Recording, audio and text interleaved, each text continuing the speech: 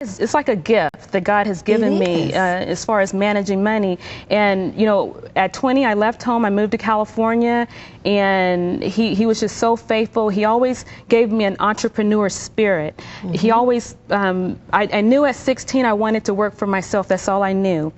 And at 23, I moved to Atlanta, and from my apartment, I started a job placement, not even really knowing what I was doing. All I knew was that I wanted to contract myself out and not have a temp agency getting a cut. And so I started contracting myself out, and some of the companies that were using me said, "We want to hire people just like you." And so I started hiring other people under me. And I mean, my other bedroom in my apartment was an office, and I also had a typing service. I had people working and doing typing in that room as well.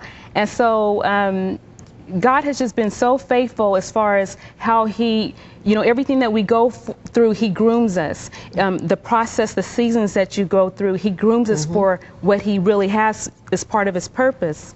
And I tell you, he has really done some great things in my life as far as finances, and just, you know, when other people were getting in debt and all these other things, my concept was always to be an owner, not a borrower, and, you know, not to be a slave to the lender. And so just to kind of get you to where I am today, in '92, I met my husband in Bible study and in Norcross, Georgia, and we got married 7 months later.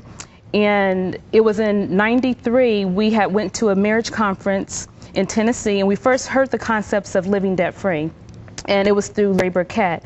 And in '94, well, actually in '95, God just planted a vision while I was sitting in a financial training at our church, and said, "I want you to pay off your home in 5 years."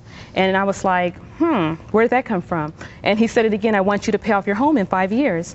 And I was like, whoa, okay. So on the way home from the training, I told my husband, "God said he wants us to pay off our home in 5 years.